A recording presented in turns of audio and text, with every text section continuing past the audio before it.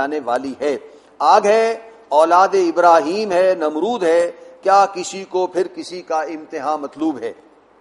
اور آج راکم گہرے درد و رنج کے ساتھ یہ عرض کرنے پر اپنے آپ کو مجبور پا رہا ہے کہ ان 6.5 سال کے دوران، یعنی 87 اور 93، وقت کے دریا میں جو مزید پانی بہ گیا ہے، اس کے نتیجے میں نہ صرف یہ کہ پاکستان بلکہ پورے بر عظیم پاک و ہند میں اسلام اور مسلمانوں کے مستقبل کو شدید خطرات لاحق ہو گئے ہیں۔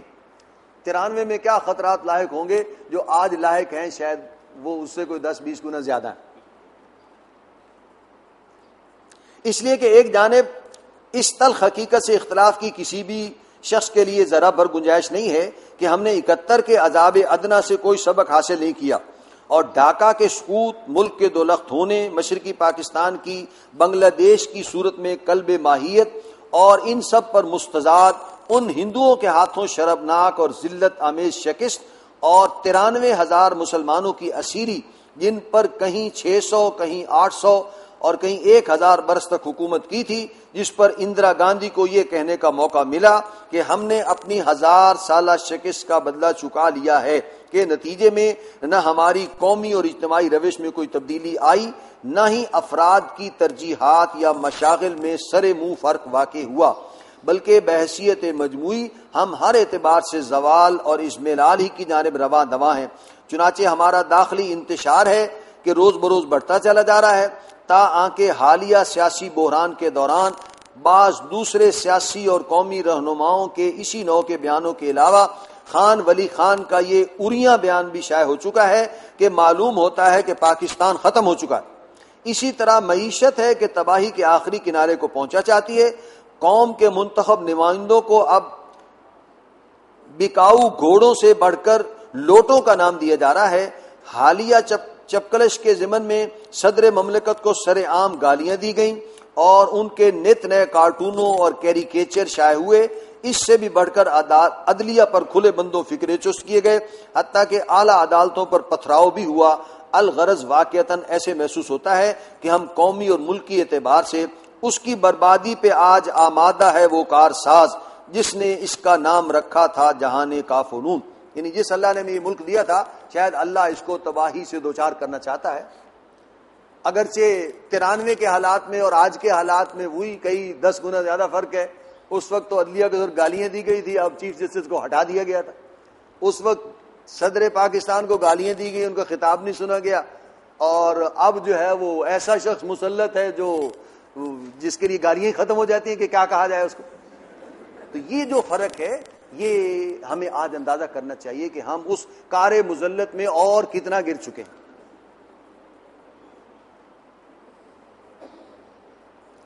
جبکہ دوسری طرف بین الاقوامی سیاست میں زمین و آسمان کا فرق واقع ہو چکا ہے۔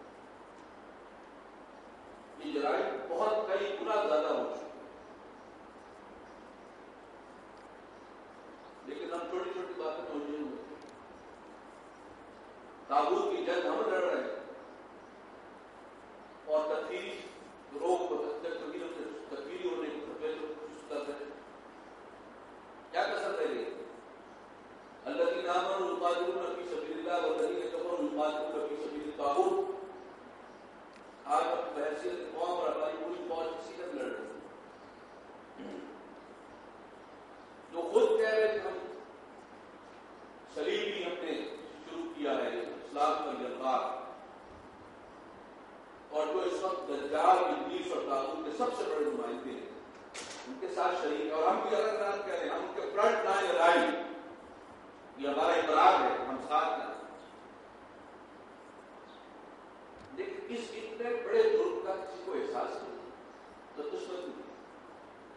تھوڑی بڑی چھوٹے چھوٹے مسئلوں میں لگے ہوئے ہیں. یہ کچھ حملہ کر دیا ہے، کچھ حملہ حرام، 600 سبوں کا فتویٰ جاری کیا جائے. جو ریئیکشن جو قوت آ رہی ہے ان کو پوچھا جائے تو بھائی اس چیز کا ریئیکشن ہے، کتنا بڑا ظلم، کتنا بڑا، کتنی بڑی بے انصافی، کتنی بڑی اللہ سے بغاوت، وہ برداشت ہے. ریئیکشن میں کچھ ہو وہ برداشت ہے. یہ ہماری سوچ ہے، اور یہ سب کچھ میڈیا کا کیا تھا. یہاں پر ڈرون حملوں سے کتنے سالوں سے کیا کیفیت ہوگی، کبھی غور کیا آپ نے؟ ہر وقت گھوم رہے، کسی بھی وقت کسی کے گھر پر آگے پڑے گا. اور خود امریکہ نے مانا. ابھی پچھلے دن آیا کہ ہاں غالباً رابرٹ گیٹس کا بیان تھا یا اور کا تھا کہ گولی فرق نہیں کرتی بے گناہ میں مجرم. ٹھیک ہے، بے گناہ مارے جا رہے ہیں. اول تو جن کو وہ مجرم کہہ رہے ہیں وہ واقعی مجرم ہے یا نہیں؟ ہماری نظر میں تو قطعاً مجرم نہیں. چلے بالفرض ان کے مجرم بھی ہیں، تو جتنے ان کے مارے جا رہے ہیں اس سے کئی 100 گنا زیادہ تو بے گناہ ساتھ مارے جا رہے ہیں. یہ لائسنس کس نے دے دیا؟ اور حکومت ساتھ ہے، اور اگر حکومت ساتھ ہے تو پوری پاکستانی قوم ساتھ ہے. یہاں کچھ لوگ بن جاتے ہیں، کسی کو کچھ حملے میں ان کی تصویریں دکھائی جا رہی ہیں، چھوٹ کو آ رہے ہیں، جذبات، بچوں کے جذبات، ماؤں کے جذبات، وہ کیا ہے؟ وہ پتھر کے بنے ہوئے لوگ، ان کے کوئی جذبات نہیں، اس کا کوئی ذکر نہیں ہے. اور ہم بھی اسی میڈیا کے شہر میں گرفتار ہو کر یہ تو کچلنا چاہیے. سوال میں بھی صحیح کیا گیا، یہاں بھی کارروائی ہونی چاہیے. اسی قابل ہے، ہم کس قابل ہیں؟ تو وہ جرائم تو بہت آگے جا سکتے ہیں. اس وقت بھاری محترم نے کہا کہ ہم نے تو جہنم کی بہت کی تدبیر، لیکن تیری رحمت نے گوارا نہ کیا. بات بہت آگے بتانے بچا ہے، بہت بات ہے. ہماری طرف سے کوئی کسر نہیں، کیونکہ انتہا آخری انتہا. جبکہ دوسری طرف بین الاقوامی سیاست میں زمین و آسمان کا فرق واقع ہو چکا ہے. دنیا 2 سپر پاورز کی کشاکش کی آماجگاہ ہونے کی بجائے ایک سول سپریم پاور کے ہیتہ اقتدار میں آ چکی ہے. چنانچہ اب کمزور قوموں اور چھوٹے ملکوں کے آپشنز بہت محدود ہو چکے ہیں، اور ادھر ہم جس کی دوستی کا دم بھرتے رہے اور جس کی حمایت کے سہارے جیتے رہے، بلکہ جس کے گھڑے کی مچھلی بنے رہے یعنی امریکہ، وہ نہ صرف یہ کہ آں قدا بشکست و آں ساکی نہ ماند کا مصداق کے قابل بن گیا ہے، بلکہ اب ہم ہر اعتبار سے بھارت کو ترجیح دینے کی پالیسی کے ناطے جن پہ تکیہ تھا وہی پتے ہوا دینے لگے کا مظہر عتم بن گیا. یہ وہی بات ہے جو کہی جاتی ہے کہ پہلے امریکہ کے کہنے پر ہم نے افغانستان کے خلاف جنگ لڑی، اور پھر جب جنگ جیت گئی، جنگ ختم ہو گئی تو امریکہ نے ہمیں بلا دیا. اب وہ کہتے رہتے ہیں کہ اس دفعہ ہم نہیں بلائیں گے، لیکن وہ قوم ایسی ہے کہ جس پر کوئی اعتبار نہیں کیا جا سکتا. یہ اس دور کی تحریر ہے جب امریکہ اپنا کام نکلنے کے بعد، اور وہ جسے ٹیشو پیپر پالیسی کہتے ہیں، کہ پاکستان کو ٹیشو پیپر کے طور پر استعمال کر کے پھینک چکا تھا کہ اب تمہاری کوئی ضرورت باقی نہیں. یہ اس دور کی تحریر ہے، اس لیے اس میں یہ جذبات جھلک رہے ہیں. اور صرف ہمارے لیے ہی نہیں بلکہ پوری دنیا میں اسلام اور مسلمانوں کے مستقبل کے اعتبار سے خطرناک ترین اور خوفناک ترین امر یہ ہے کہ اس سول سپریم پاور آن ارتھ کی پالیسیوں کی تشکیل اور فیصلوں کی تعیین میں یہودیوں کو فیصلہ کن اثر و نفوذ حاصل ہے، جس کے نتیجے میں نیو ورلڈ آرڈر فی الواقع نیو ورلڈ آرڈر بن چکا ہے. تیسری جانب بھارت میں متعصب ہندو ذہنیت کا جارحانہ احیاء ہے، جس کی شدت نے دیکھتے ہی دیکھتے طوفانی صورت اختیار کر لی ہے. دسمبر 92 میں وہ بابری مسجد گرائی گئی تھی، جو ایک یوں سمجھیے کہ کلائمیکس تھا اس RSS کی اور جو انتہا پسند ہندو ذہنیت کا مظہر ہے. تقسیم ہند کے بعد لگ بھگ 25 برس تک بھارت میں ہندو مت کے احیاء کے کوئی آثار نہیں تھے، بلکہ بھارت کی سیاسی اور سماجی زندگی پر انڈین نیشنل کانگریس کو فیصلہ کن غلبہ حاصل تھا، جس میں اگرچہ متعصب اور کٹر ہندو بھی شامل تھے، تاہم اس کی قیادت میں فیصلہ کن عمل دخل سیکولر مزاج کے حامل لوگوں کو حاصل تھا۔ لیکن 71 میں پاکستان کے 2 لخت ہونے کے بعد اس کے روب اور دبدبے میں جو کمی آئی، پاکستان کے روب اور دبدبے میں جو کمی آئی، اس سے بھارت میں عوامی سطح پر ہندو قوم پرستی کے جذبے کو تقویت ملی۔ اور نہ صرف یہ بھارت میں ہندو راشٹریہ کے قیام، بلکہ پراچین بھارت کے عظمت رفتہ اور سطوت گزشتہ کی بازیافت کی امنگ پیدا ہو گئی۔ اس جلتی پر تیل کا کام اس حادثے نے کیا کہ جب 80 کی دہائی کے آغاز میں جبری نسبندی کے رد عمل میں مسلمان ووٹ بحیثیت مجموعی کانگریس کے خلاف پڑا، تو اس پر جواب غزل کے انداز میں اگلے بھارتی انتخابات میں اندرا گاندھی نے ہندو دیوی کا روپ دھار کر خالص ہندو ووٹ کے ذریعے دوبارہ اقتدار حاصل کر لیا، اور اس طرح بھارت میں ریاستی اور حکومتی سطح پر اور بالخصوص ذرائع ابلاغ کی وساطت سے ہندو فنڈامنٹلزم کو فروغ حاصل ہوا،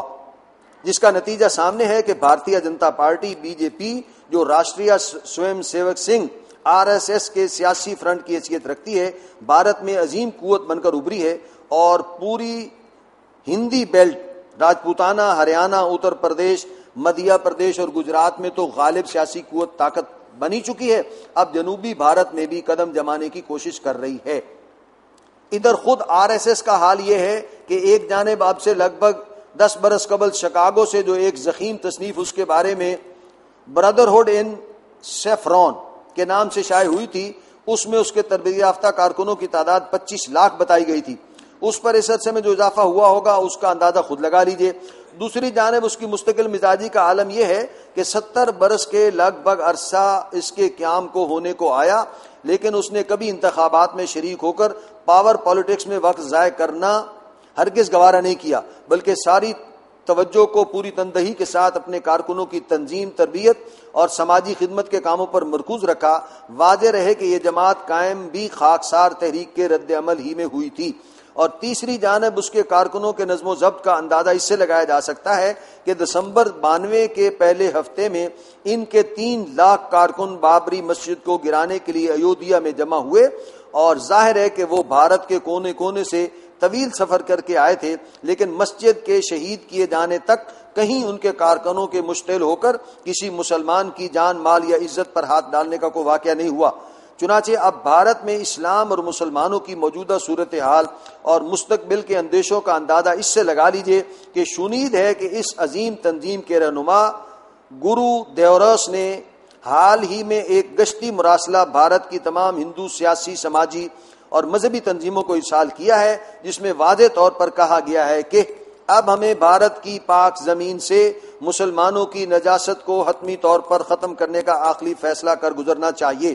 اور میں آپ سب کو اطمینان دلاتا ہوں کہ اس پر کچھ معمولی سا رد عمل پاکستان اور بنگلہ دیش میں تو ہو سکتا ہے، جس کی ہمیں پرواہ کرنے کی ضرورت نہیں، باقی پوری دنیا کے مسلمانوں سے کسی ناموافق رد عمل کا کوئی اندیشہ نہیں ہے۔ اندری حالات بھارت کا مسلمان تو مسلسل خوف کی حالت سے دوچار ہے ہی، اس لیے کہ اسے تو مسلسل یہ نعرہ سننا پڑتا ہے کہ مسلمان کے 2 استان، پاکستان یا قبرستان، لیکن جگر کے شعر کے مصداق کے آسودہ ساحل تو ہے مگر شاید یہ تجھے معلوم نہیں، ساحل سے بھی موجیں اٹھتی ہیں، خاموش بھی طوفان ہوتے ہیں۔ ہم مسلمانوں نے پاکستان کو بھی کسی مغالطے میں مبتلا نہیں رہنا چاہیے، اس لیے کہ ایک جانب بھارت کے ہندو فنڈامنٹلزم کا علاقائی عملداری کا دعویٰ، انڈونیشیا سے افغانستان تک معاشی استحصال کی امنگیں اس سے بھی آگے ایران و عرب تک، اور بحری بالادستی کا عزم پورے بحر ہند یعنی آسٹریلیا سے افریقہ تک ہے۔ دوسری طرف بھارت اسرائیل گٹھ جوڑ اور ہندو ہنود و یہود کا اشتراک عمل بڑی تیزی کے ساتھ رسمی اور روایتی سفارتی تعلقات سے بہت آگے بڑھ رہا ہے، اور اسرائیل اچھی طرح جانتا ہے کہ اس کے توسیعی عزائم یعنی عظیم تر اسرائیل کے قیام کی راہ میں واحد مسلمان ملک جو مزاحم ہو سکتا ہے وہ صرف پاکستان ہے، جس کے ایٹمی دانت یا نکل چکے ہیں یا نکلنے کا اندیشہ ہے۔ یعنی 98 میں ہم نے ایٹمی تجربہ کیا تھا نا، 93 تک وہ ابھی چھپی ہوئی بات تھی۔ اور تیسری جانب امریکہ وسطی ایشیا کی 9 آزاد مسلمان ریاستوں کے سیاسی، معاشی، یہاں تک کہ سماجی روابط بھی مغرب میں اسرائیل اور سیکولر ترکی اور مشرق میں بھارت کے ساتھ استوار کرانے کی سرتوڑ کوشش کر رہا ہے۔ الغرض ان جملہ داخلی و خارجی عوامل کا حاصل جمع اقبال کے الفاظ میں یہ ہے کہ تیری بربادیوں کے مشورے ہیں آسمانوں میں، اور ہم بحیثیت ملک و قوم اس وقت بالکل اسی صورتحال سے دوچار ہو چکے ہیں جس کے پیش نظر بخت نصر کے ہاتھوں عظیم سلطنت اسرائیل اور مقدس شہر یروشلم کی کامل تباہی سے قبل انبیاء بنی اسرائیل اپنی قوم کو ان الفاظ میں متربع کر رہے تھے کہ ہوش میں آ جاؤ ورنہ جان لو کہ درخت کی جڑوں پر کلہاڑا رکھا جا چکا ہے۔ اللہ تعالیٰ ہمیں اس سے بچائے۔ ہماری نجات کا واحد ذریعہ اجتماعی توبہ۔ پاکستان کے مستقبل کے حالات بہرحال 93 سے اب تک جو حالات بدل چکے ہیں وہ سب حضرات کے سامنے ہیں، ہم خود اس میں اضافہ کر سکتے ہیں۔ تو اس وقت کے حالات میں بھی تجزیہ یہی تھا کہ اجتماعی توبہ ہونی چاہیے، اور آج کے حالات میں اضافہ تو کوئی نہیں ہو سکتا، الفاظ تو وہی ہیں کہ اجتماعی توبہ ہی ہونی چاہیے۔ شاید اضافہ یہ ہو سکتا ہے کہ شاید اس وقت توبہ کے امکانات زیادہ تھے اور اب شاید توبہ کے امکانات بھی کم ہو گئے، لیکن علاج یہی ہے۔ اور یہ اللہ کے عذاب کی کیفیت ہونے کی بھی دلیل یہی ہے کہ اگر کسی ملک اور قوم کے حالات خراب ہوں اور وہ کسی اپنی وقتی مصلحت یا غلطی یا ٹھوکر یا کوئی غلط فیصلے کے نتیجے اور غلط پالیسی کے نتیجے میں ہوں تو اس کا کوئی نہ کوئی علاج نکل آتا ہے۔ ایک حکومت میں نہیں تو اگلی حکومت میں کوئی مخلص لوگ فیصلہ کر لیتے ہیں جس سے وہ خراب حالات میں اچھے حالات پیدا ہو جاتے ہیں، لیکن اگر قوم اللہ کے عذاب کی گرفت میں ہو تو پھر وہ کسی صورت عذاب سے نکل ہی نہیں سکتی، اس لیے کہ عذاب سے نکلنے کا راستہ تو توبہ۔ پاکستان کے حالات جو گزشتہ 2 اشروں سے جاری ہیں، 3 اشروں سے جاری ہیں، وہ اللہ کے عذاب ہی کی کیفیت، اسی وجہ سے ہم اس میں سے نکل نہیں پا رہے، ورنہ عام حالات کے حالات خراب ہوتے، خرابی ہوتی حالات کی تو وہ کوئی نہ کوئی اچھی پالیسی سے وہ نکل سکتے تھے۔ ہم نہ نکل پانے کی جو اصل وجہ بن رہی وہ یہ کہ وہ اللہ کا عذاب ہے، اور اللہ کے عذاب سے نکلنے کی توبہ ہی ایک صورت ہے، ورنہ جو ہے وہ مہلت اور کم ہو رہی ہے اور کم ہو رہی ہے، اور ہر لمحے گھڑی کی سوئی جو سیکنڈ بڑھا رہی ہے، ہم سمجھتے ہیں کہ وقت آگے ہو گیا ہے، وہ ہماری مہلت عمر اور توبہ کے وقت میں 1 سیکنڈ کی کمی کر۔ ہماری نجات کا واحد راستہ اجتماعی توبہ۔ جو کچھ گزشتہ صحبت میں یعنی پچھلے مضمون میں عرض کیا گیا تھا اس کے پیش نظر اس انگریزی مقولے کے مطابق کہ امید تو بہترین کی کرو لیکن تیار بدترین کے لیے رہو، hope for the best and be prepared for the worst. اس خطہ ارضی کے مستقبل کے بارے میں جس میں پاکستان واقع ہوا ہے، بہترین سے بدترین تک 3 ممکنہ صورتیں نظر آتی ہیں۔ پہلی صورت جو نہایت خوش آئند اور تابناک ہے یہ کہ پھر دلوں کو یاد آ جائے گا پیغام سجود، پھر جبیں خاک حرم سے آشنا ہو جائے گی کہ مصداق ملت اسلامیہ پاکستان کو قوم یونس کی سی توبہ کی توفیق مل جائے۔ چنانچہ اولاً افراد و اشخاص کی ایک معتدل تعداد اللہ کے حضور میں سچی اور خالص توبہ کرے، اور ایک جانب اپنے عقائد کی تصحیح اور توحید خالص کا دامن اثر نو مضبوطی کے ساتھ تھامے، دوسری جانب فسق و فجور کو ترک کر کے اور اپنی معیشت و معاشرت کو حرام اور منکر سے پاک کرے، اور تیسری جانب غلبہ اسلام اور قیام نظام خلافت کی منظم جد و جہد کے لیے تن من دھن وقف کر دے۔ ثانیاً اس طرح جو منظم قوت وجود میں آئے وہ ملکی سیاست اور اقتدار کی کشاکش سے بالکل علیحدہ رہتے ہوئے اپنی جملہ مسائی اور تمام تر توانائیوں کو مزاحمتی تحریک کے لیے وقف کر دے، اور امر بالمعروف و نہی عن المنکر کے ضمن میں فطری تدریج کے ساتھ باللسان یعنی زبان اور نشر و اشاعت کے دیگر ذرائع سے تدریجاً آگے بڑھ کر بالید یعنی قوت کے ساتھ مزاحمت کی راہ اختیار کرے، اور اس طرح عرض پاکستان پر اللہ کے دین کو غالب اور اسلام کے نظام عدل اجتماعی کو نافذ کر دے۔ حضرت یونس علیہ السلام کے جس واقعے کی طرف اشارہ آیا ہے کہ شاید اللہ تعالیٰ اس قوم کو قوم یونس کی طرح کی توبہ کی توفیق عطا فرما دے، وہ قرآن مجید میں آیا ہے، بیان ہوا ہے۔ میں سمجھتا ہوں کہ شاید سب کی نگاہوں کے سامنے اس وقت وہ واقعہ نہیں ہوگا۔ حضرت یونس علیہ السلام یہ عراق اور ایران اور ترکی کے درمیان کا جو علاقہ ہے، دجلہ و فرات کا دوآبہ، اس میں اللہ نے انہیں مبعوث فرمایا تھا، اور اپنی قوم کو سمجھاتے رہے، قوم نہیں مانی، تو پھر اللہ کی طرف سے عذاب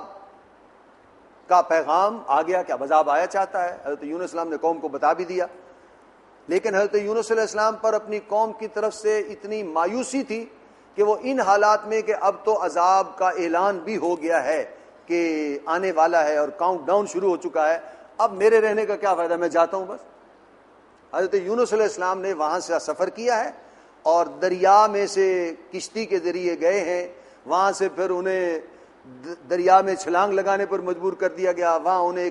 کوئی بہت بڑی ویل مچھلی تھی, جیسے اس نے سموچا نگل لیا زندہ, اس مچھلی کے پیٹ میں وہ کافی دن رہے ہیں. وہاں وہ اللہ زندہ تھے, اللہ سے دعا کرتے رہے. وہ جو مشہور آیت کریمہ کا ورد کیا جاتا ہے وہ حضرت یونس علیہ السلام کی دعا ہی ہے جو مچھلی کے پیٹ میں مانگا کرتے تھے, لا الہ الا انت سبحانک انی کنت من الظالمین. اللہ کو, اللہ کی رحمت جو ہے اس نے جوش مارا, تو اس مچھلی نے حضرت یونس علیہ السلام کو یہ ساحل بلوچستان پر, یہی وہ قریب کا علاقہ ہے, لا کر سمندر پر اگل دیا. زندہ تھے. وہاں وہ جو ہے قرآن مجید میں ہے وہ یقتین کوئی بیل ہے جو اس علاقے میں ہوتی ہے, جو کڑوی سی کوئی ہے, اس کے سائے میں یونس علیہ السلام کافی دنوں تک رہے, اس لیے کہ نوزائیدہ بچے کے جسم کی طرح پر حضرت یونس علیہ السلام کا جسم جو ہے وہ بالکل پوپلا ہو گیا تھا کہ کیڑے مکوڑے کھا سکتے تھے, اور کیڑے مکوڑے کھا جاتے تو صاف ظاہر ہے وہ زندہ ہی نہیں رہ سکتا انسان. وہ اس کڑوی بیل کے سائے میں کچھ دن رہے ہیں, صحت یاب ہوئے ہیں. اس قرۂ ارضی کے موسم کے مطابق, ٹیمپریچر کے مطابق جسم ہوا, پھر وہ صحت مند ہو کر اپنی قوم کی طرف گئے ہیں. وہ قوم زندہ تھی, وہ سمجھ رہے تھے کہ قوم ختم ہو گئی ہوگی. قوم کے ساتھ یہ گزری کہ جب عذاب آیا تو اس قوم نے توبہ کر لی. اللہ کا قانون یہ ہے کہ جس پیغمبر کو جس علاقے میں بھیجا گیا اور قوم نے انکار کر دیا, تو اس پیغمبر کی آنکھوں کے سامنے, اس کی موجودگی میں اس قوم کو جوتے پڑتے ہیں, عذاب آتا. تبھی تو وہ کچھ اتمام حجت کرنے والوں کو احساس ہوتا ہے کہ اب ٹھیک جوتے پڑ رہے ہیں نا, پہلے تمہیں سمجھاتے تھے تم نہیں مانتے تھے, اب عذاب آیا, ٹھیک ہے. حضرت یونس علیہ السلام جا چکے تھے, لہذا قوم نے توبہ کی تو اللہ نے توبہ قبول کر لی. جب یونس علیہ السلام واپس تشریف لے گئے ہیں تو قوم نے ان کا استقبال کیا, ہم تو آپ کو ڈھونڈ رہے تھے, آپ کہاں ہیں, ہم نے توبہ کر لی تھی. پھر کچھ عرصہ وہ رہے ہیں دوبارہ, اور اس پوری قوم نے اللہ کی فرمان بردار قوم کی حیثیت سے زندگی گزاری ہے. دوبارہ پھر حالات خراب ہوئے تو پھر جو ہے یونس علیہ السلام کا انتقال ہو گیا, اور اس طریقے پر جو ہے دوبارہ کوئی اضمحلال کی کیفیت کے بعد اس قوم پر اللہ کی کوئی پکڑ آئی ہوگی, اس وقت وہ عذاب ٹل گیا. اس کی طرف اشارہ ہے کہ یہاں تو کسی پیغمبر کے نتیجے میں نہیں ہے, ہم تو ایک بے عملی کا ایک عذاب ہے جو ہم پر سایہ فگن ہے ہمارے بدعمالیوں کی وجہ سے. شاید ہماری توبہ سے وہ ٹل جائے, امید کی جا سکتی ہے. قرآن مجید میں ایک کرن, ایک ونڈو دکھائی گئی ہے, تو شاید وہ ونڈو ہمارے لیے ہی ہو.